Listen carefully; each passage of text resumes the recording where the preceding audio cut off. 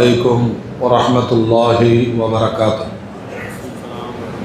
الحمد لله والصلاة والسلام على رسول الله أما بعد فأعوذ بالله من الشيطان الرجيم بسم الله الرحمن الرحيم. محمد رسول الله والذين معه أشداء على الكفار رحماء بينهم تراهم ركعا سجدا يبتغون فضلا من الله ورضوانا. அருமையான மோமின்களே, அல்லாஹு தஆலா சத்தியமான இந்த மார்க்கத்தை முதலாக ஒரு சமுதாயத்தின் மீது அல்லாஹ் நடைமுறைப்படுத்தினான். அவர்களை வைத்துதான் இந்த உலக சமுதாயம் இஸ்லாத்தை பின்பற்றுகிறது. அவர்கள்தான் சஹாபாக்கள். மார்க்கத்தினுடைய மூத்த முன்னோடிகள் அருமைக்குரிய சஹாபாக்கள். ஏன்னா அந்த இஸ்லாம் வந்த மூத்த சஹாபாக்களை குறித்து அல்லாஹ் சொல்லுகிறான், மார்க்கத்தின்பால் விரைந்து வந்த முன்னோடிகள் அவர்கள் தான். நமக்கு இஸ்லாத்தை பற்றி வழியும் தெரியாது, வேதனையும் தெரியாது. தெரியுமா? அத்தா அம்மா முஸ்லீமு சொல்லுங்க, அவ்வளோதான். ஏதோ ரம்ஜான் வந்தால் கும்பலாக வந்து துளதுமா, சண்டை போட்டோமா, பெருநாள் வந்ததா, போயிட்டே இருக்க வேண்டியதான்.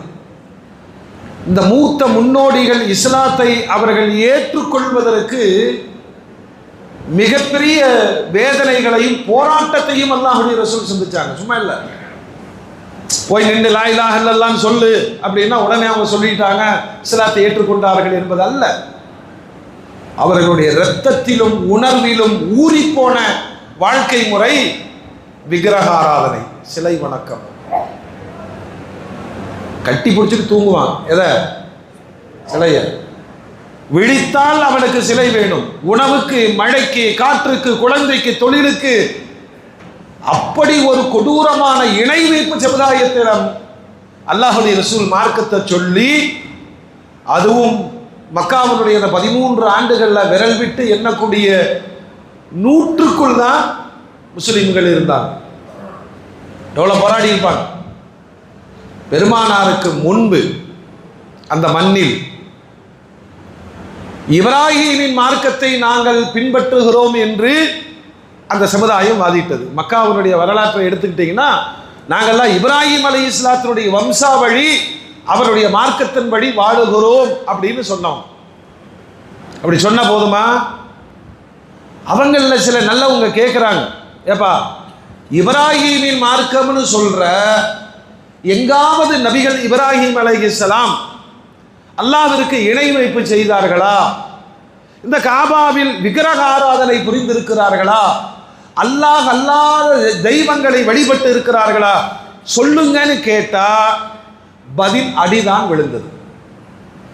அதுல ஜயீத் அப்படின்னா ஒரு பெரியவர் காபத்துல்லாஹ்ல உட்கார்ந்துருக்கார். உட்கார்ந்துட்டு இருக்கும்போது ஸைத் இப்னு அம்ர் இப்னு நுஃபைல், குறைஷிகள் எல்லாம் ஒரு திருவிழாவுக்காக வேண்டி தயாராகிட்டு இருக்கிறாங்க. அவங்களுடைய கலாச்சாரங்களில் ஒன்று பிரம்மாண்டமான கலரான தலப்பாகளை கட்டிட்டு நல்ல வீரமான வாட்களை ஏந்தி கொண்டு ஆடு மாடுகளை எல்லாம் கொண்டு வந்து பலியிடுவாங்க. எங்க? காபத்துல்லாஹ்ல வச்சு. இவர் காபால உட்கார்ந்து சாஞ்சிக்கிட்டு கேட்குறாரு, ஏப்பா நீங்கள் போற்றுகிற நபி இப்ராஹிம் அலைஹிஸ்ஸலாம் இப்படி செஞ்சாங்களா? அவர் சிலை வணக்கம் புரிந்தாரா?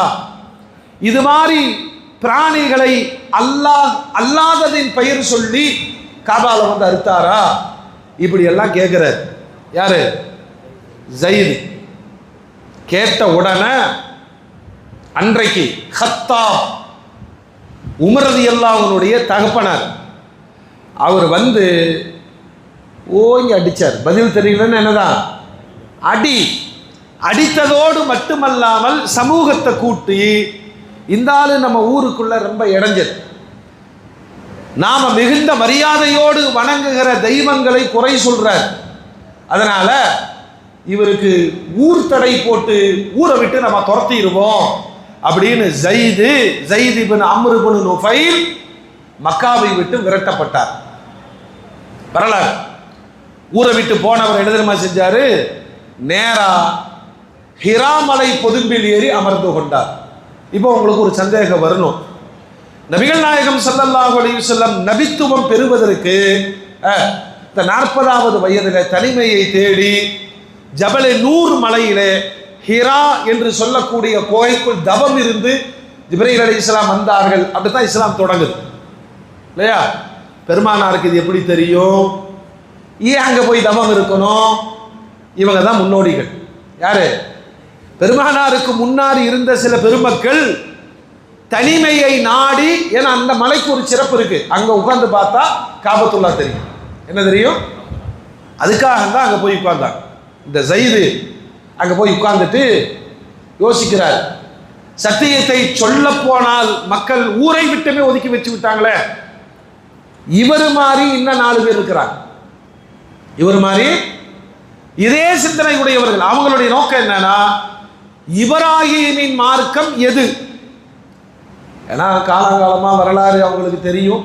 இப்ராஹிம் அலைஹிஸ்ஸலாம் விக்கிரகத்தை உருவாக்கக்கூடிய ஒரு சிற்பி ஆசருடைய வீட்டில் தான் பிறந்தாங்க. அது பேசுமான ஆர்கியூமெண்ட் பண்ணாங்க இல்லையா? விக்கிரக ஆராதனைக்கு மிக பெரும் எதிர்ப்பாளராக இருந்த இப்ராஹிம் அலைஹிஸ்ஸலாம் மார்க்கத்தில் 365 விக்கிரகம் காபத்துல்லாக்குள்ள வைக்கப்பட்டிருக்கு. எப்படி வச்சுன்னு கேட்டார். ஸைது, அப்துல்லாஹ் இப்னு ஜஹஷ்,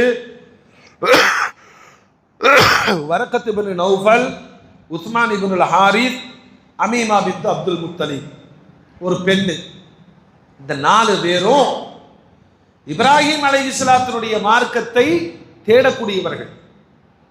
ஒருத்தரை ஊரை விட்டு ஒதுக்கிட்டாங்களா, அதனால என்ன செய்வார்னா, நடுஜாமத்துல காபாவுக்கு வருவார், இவங்களும் வருவாங்க. இந்த 4 பேர் உட்கார்ந்து என்ன பண்றது, இப்ராஹிம் அலைஹிஸ்ஸலாத்தினுடைய மார்க்கம் எது, நமக்கு ரெக்கார்டு வேணும். சரி, சத்தியமான மார்க்கத்தை நாம் எல்லோரும் தேடி வரலாம் அப்படின்னு சொல்லிட்டு முதல்ல வரக்கத் இப்னு நௌஃபல் பெருமானாருக்கு ஆறுதல் சொன்னாரா இல்லையா? அந்த வரக்கா கிறிஸ்தவராக மாறி போனார் அன்னைக்கு. 2வது அப்துல்லாஹ் இப்னு ஜஹஷ், உஸ்மான் இப்னு ஹாரிஸோ போய் பார்த்தாங்க, கிறிஸ்தவமும் போலி, யகூதிகளும் போலியா இருக்கிறாங்க, வேற மார்க்கங்களை நம்ப தயாராக இல்லை. அதனால இப்ராஹிமுடைய மார்க்கம் எது என்று தெரியட்டும், அது வரைக்கும் காத்திருப்போம், மதம் மாறல. ஆனா இந்த ஸைத் இருக்கார, நேரா சிரியாவுக்கு போனார். போய் கிறிஸ்தவத்தை பார்த்தார், பாதிரிகளை சந்திச்சார், திருப்தி படல. யூத பாதிரிமார்களை சந்திச்சாரு, திருப்தி படல. அப்படியே சுத்தி ஒரு நல்ல ஒரு பாதர் இருக்கிறாரு அப்படின்னு கேள்விப்பட்டு சிரியாவுக்கு வரும்பொழுது அவர் சொல்றாரு, நீங்க மக்காக்காரா? ஆமா. மக்காக்காரா இருந்துகிட்டு இங்க உட்கார்ந்து இப்ராஹிமின் மார்க்கத்தை சிரியால தேடினா கிடைக்குமா? உங்க ஊரில் இப்ராஹிமின் மார்க்கத்தின் சத்தியம் தோன்றி விட்டதுங்கிறார். இதுக்கு ரொம்ப ஆச்சரியம். நான் எங்க ஊர்ல இருந்தா வர்றேன், அவனுங்களா கல்ல வணங்கிட்டு இருக்காங்க, காட்டு மிராண்டிகளா இருக்கிறாங்க, சத்தியமான இப்ராஹிமின் மார்க்கம் எது என்று நான் தேடி வந்தா எங்க ஊர்ல பிறந்துருச்சுன்னு சொல்றீங்களேங்கிறார். அப்படின்னா நீங்க கவனிச்சுக்கணும், கால ஓட்டம். இவருடைய தேடல்ல கால ஓட்டங்களில் பெருமானார் ஸல்லல்லாஹு அலைஹி வஸல்லம் மக்காவில் நபியாக தோன்றிவிட்டார்கள். இப்ப இந்த கடைசி காலத்துல அவர் இருக்கிறார். உடனே என்ன தெரியுமா செய்யறாரு?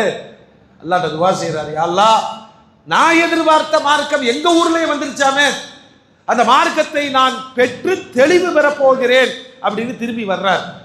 வரும்பொழுது நம்ம சொல்றோமா இல்லையா, நசீபுன்னு ஒண்ணு. நசீபுனா என்னங்க? பெருமானார் ஸல்லல்லாஹு அலைஹி வஸல்லம் சொல்லுவாங்க, உனக்கான சாப்பாடு 2 மலைக்கு இடையில இருந்தாலும் கிடைச்சிரும். உனக்கான உணவு அல்ல நாடுலன்னு வச்சுங்களேன், 2 உதட்டுக்கு இடையில இருந்தாலும் கிடைக்காம போகும். நிறைய நம்ம அனுபவிச்சிருப்போம் இல்லையா? நல்ல குலோப்ஜாம் எல்லாம் ஆளுக்கு ஒன்று கொடுத்தாச்சு, நம்ம கைக்கு வரும்போது அப்படிங்கும்போது பொழக்குன்னு கீழே விழுந்துருச்சுன்னா நம்ம ஈமான் எப்படியெல்லாம் பதறும். ரப்பே, வாய் வரைக்கும் வந்து கீழே போயிருச்சு, அடுத்து இல்லை, சமாதானம் பண்ணிக்க முடியாது. இந்த ஸைது புறப்பட்டு வருகிற வழியில காட்டு அரபிகளின் ஒரு கூட்டம், அன்னைக்கு அவங்களுடைய வாழ்க்கை முறையே வழிப்பறி கொள்ளையர்கள், இவரை பிடிச்சி அடித்து கொன்று விட்டார். இவங்கெல்லாம் யாரு தெரியுமா? இஸ்லாமிய செய்தி கிடைப்பதற்கு முன்னால் வாழ்ந்தவர்கள், சொர்க்கவாதிகள். இஸ்லாம் இதை பத்தி என்ன சொல்லுது? ஈசா அலைஹிஸ்ஸலாத்துக்கும் ரசூலுல்லாஹ்வுக்கும் இடைப்பட்ட காலம், நபித்துவ செய்தி அவங்களுக்கு கிடைக்கல. அவர்கள் குற்றமற்றவர்கள், அவர்கள் குற்றமற்றவர்கள். ஏன்னா தீன் போய் சேரல.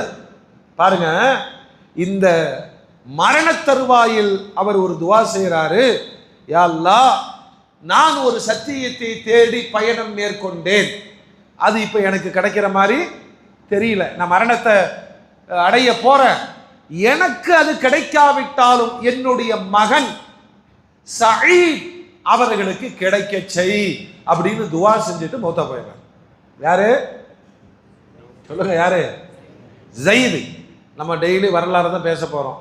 வரலாறுனாவும் அப்படி தூக்கம் தலைக்கு மேல வந்துடும். இது நம் வாழ்க்கையோடு சம்பந்தப்பட்ட ஈமானிய வரலாறு. இதெல்லாம் விட்டா கிடைக்காது.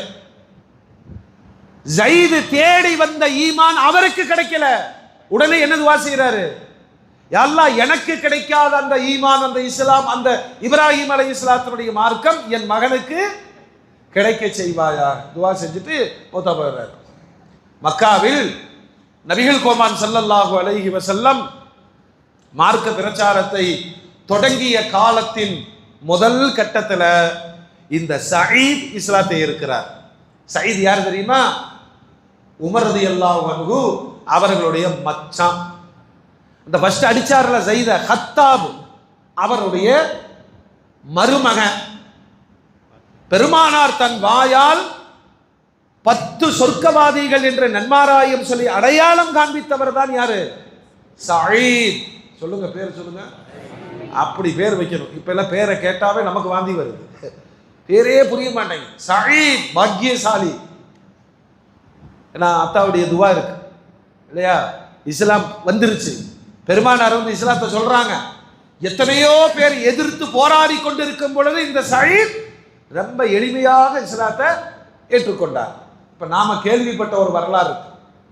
உமர் இஸ்லாத்துக்கு வர்றாருல, ஆரம்பத்துல 40வது நபரா வர்றாரு. எப்படி வந்தாருன்னா, அபூஜஹல் வந்து துஷ்ட் பண்ணி விட்டான்.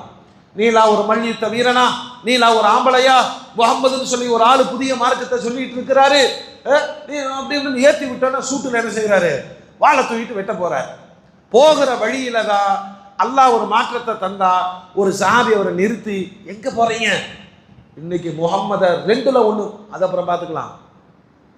உன் தங்கச்சியும் மச்சானும் மதம் மாறிட்டு தான் கேள்விப்பட்டோம், போய் பாரு. அந்த கோபம் அப்படியே எங்க திரும்புது? தங்கச்சி வீட்டுக்கு திரும்புது. அதே மாதிரி வீட்டுக்கு வந்து பார்க்கிற பொழுது அவர் கேள்விப்படாத புதிய வசனங்கள் ஓதுவது காதில் விழுகுது. உமர் யாரு தெரியுமா? அந்த காலத்தில் ஒரு 24 பேருக்கு தான் எழுத படிக்க தெரியும். அதுல ஒருத்தர் யாரு? உமர் ரலியல்லாஹு. நல்ல மல்யுத்தம் வீரர், ரொம்ப டேலண்டானவர், சமூக தலைவர். அப்படி வந்து நின்று பார்த்தா அவர் சொன்னது உண்மையா இருக்கு. கதவை வேகமா தட்டுறாரு. தட்டுறதுல வச்சு அவன் தங்கச்சி புரிஞ்சுக்கிச்சு, பாத்திமா என்னன்னு, அண்ணா வந்துட்டாருன்னு எல்லாம் கடன்னு ஒதுக்கி வச்சுட்டு கதவை திறந்தவன அதே வேகத்தில் கேட்கிறார், என்ன பண்ணிட்டு இருந்தீங்க? ஒன்றும் இல்லை, நாங்கள் சும்மா தானே இருந்தோம். புதிய கொள்கையை ஏற்றுக்கொண்டு அதை ஓதி கொண்டிருந்ததாக நான் கேள்விப்பட்டேனே. அப்படிலாம் ஒன்றும் இல்லை. அப்படிலாம் ஒரு சாமி உள்ள ஒளிஞ்சிருக்கிறாரு. கணவனும் போய் ஒளிஞ்சுக்கிட்டாரு. உமர் ரலியல்லாஹு பேச பேச தங்கச்சி ஓங்கி அடித்த உடனே அந்த அம்மா மூக்கு உடஞ்சி ரத்தம் வருது. உமருடைய தங்கச்சி தானே, அந்த அம்மா எழுத்து நிற்க ஆரம்பிச்சிருச்சு. ஆமாம், இஸ்லாத்தை ஏற்றுக்கொண்டோம். இப்போ என்ன பண்ணுவார்? என்ன செய்ய முடியும்? இந்த அம்மா திரும்பின உடனே உமர் ரலியல்லாஹு பணிய ஆரம்பிச்சிட்டாங்க. சரி சரி இருக்கட்டும், நீங்க தங்கச்சி தானே, அந்த வேகம் இருக்கும்ல, என்னமோ ஓதிட்டு இருந்தீங்களே. அப்பதான் அந்த அம்மா சொன்னாங்க, நீங்க காஃபிர், நான் ஓதிக்கொண்டிருந்த பரிசுத்தமான இறைவேதத்தை தர முடியாது, குளிச்சு சுத்தமாயிட்டு வாங்க. உடனே அந்த வீட்டுக்குள்ள போனார், தண்ணி எடுத்து ஊத்தினார். அந்த டைம்ல ஓதி கொடுத்திருந்த சாபி வெளியே வந்துட்டாரு. கணவர் சயீத் இவரும் வந்துட்டார். நீங்க தானா? நாங்க தான். அல்லாஹ் யாருக்கு ஹிதாயத் தருவானோ அப்ப தருவான். சரி ஓதலாமா? அந்த குர்ஆனுடைய வசனங்கள் அதான் நம்மளும் ஓதுறோம், நம்மளும் கேட்கிறோம். ஆனால் அவர்கள் தாய்மொழியாகவும் அதில் அவர் தேர்ச்சி பெற்றவராகவும் இருந்ததனால் தாஹா மா அன்ஸல்னா அலைக்கல் குர்ஆன லிதஷ்கா இல்லா தذكرةً லிமன் யக்ஷா அப்படின்னு குர்ஆனுடைய சூரா தாஹாவுடைய வசனங்கள் ஓத ஓத உமர் நாயகத்தினுடைய ஈமான் ஜொலிக்கிறது. ஓங்கிய வாளோடு பெருமானார்கிட்ட வந்தார். சஹாபாக்கெல்லாம் பயந்துட்டாங்க. உமர் வந்திருக்காரு, விடுங்க, கதவை திறந்து விடுங்க, பார்த்துக்கலாம். வந்தவர் ஓங்கிய வாளோடு கலிமாவை சொல்லி இஸ்லாத்தை ஏற்றுக்கொண்ட வரலாறு. அது அப்படியே தனி வரலாறு போகுது. இப்போ இந்த இடத்துல நமக்கு வேண்டியவர் யாரு? சயீத் ரலியல்லாஹு. இவங்க அத்தா இவருக்கு தான் துவா செஞ்சார். யா அல்லாஹ், இந்த மார்க்கம் எனக்கு கிடைக்காவிட்டாலும் என் மகன் சயீதுக்கு கிடைக்க வேண்டும். கிடைச்சிருச்சு. இஸ்லாமிய மிக பெரும் போராளியாக எல்லா போரிலும் இருந்தார். பத்ர் போர்க்களத்தில் கலந்து கொள்ள முடியல. நபிகள் நாயகம் ஸல்லல்லாஹு அலைஹி வஸல்லம் வரை வேறொரு பணிக்காக வேலைக்காக அனுப்பியிருந்தார்கள். அப்புறம் பாருங்க, தொடர்ந்து இஸ்லாமிய யுத்தங்களில் கலந்து கொண்டு இஸ்லாத்தை வார்ப்பதற்கான வேலைகளில் அதற்கு சயீத் ரலியல்லாஹு அன்ஹு ஈடுபட்டு கொண்டிருந்தார்கள்.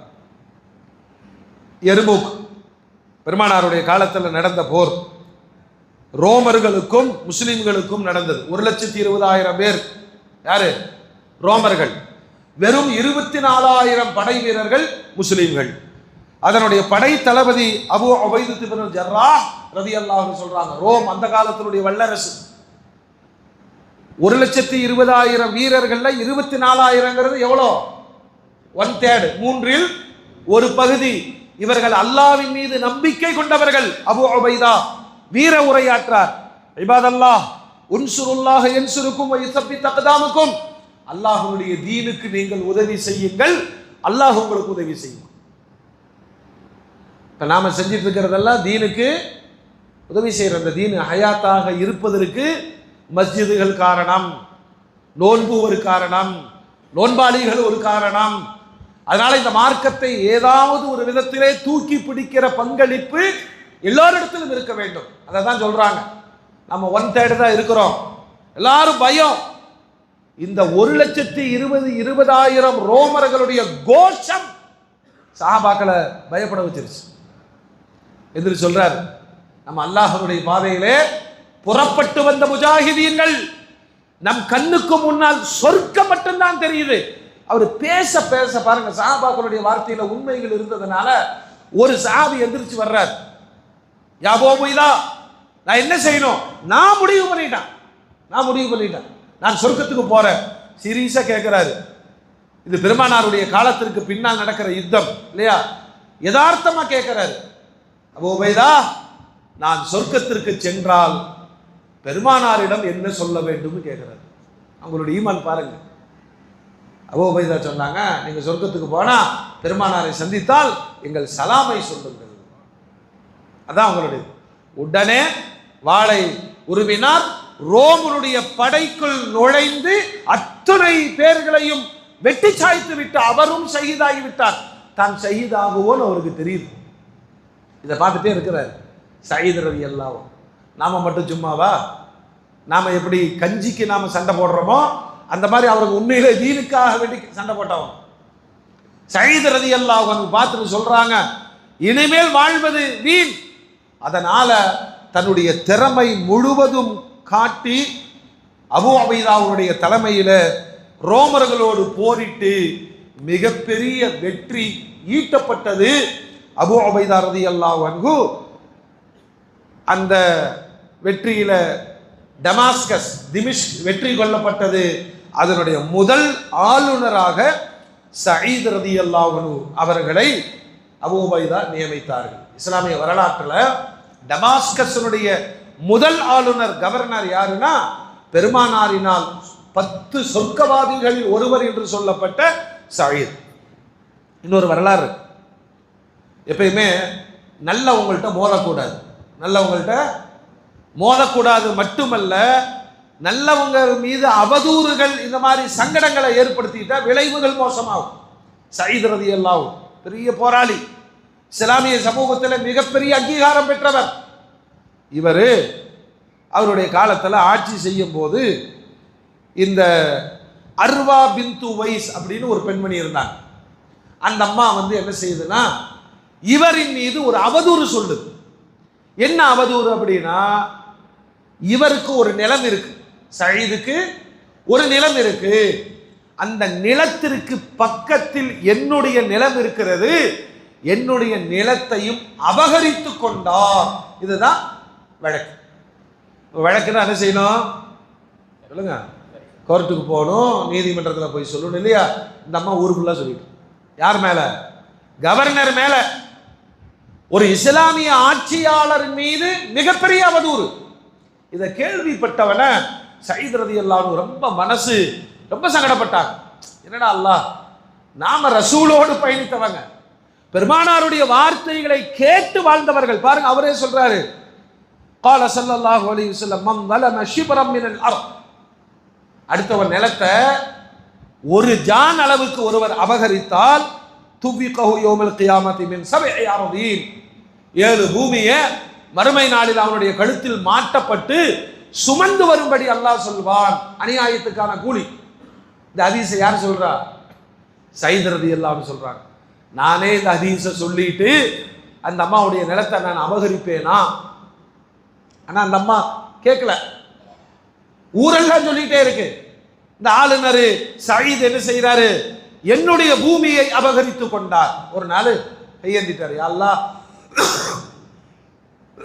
ஆட்சி பொறுப்புல இருக்கிற மக்கள் என் மீது நம்பிக்கையோடு இருக்கிறாங்க, இந்த பெண்ணினுடைய அவதூறுனால் எனக்கு மிகப்பெரிய சங்கடங்கள் இருக்கு, அதனுடைய உண்மை நிலையை நீ காட்டு அல்லாஹ்.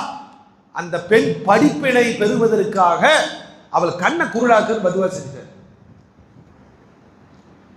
ஒரு பெரும் மழை ஏற்படுது, பெரும் மழை ஏற்படுது. சில நேரங்களில் இயற்கை காமிச்சு கொடுத்துருமா இல்லையா?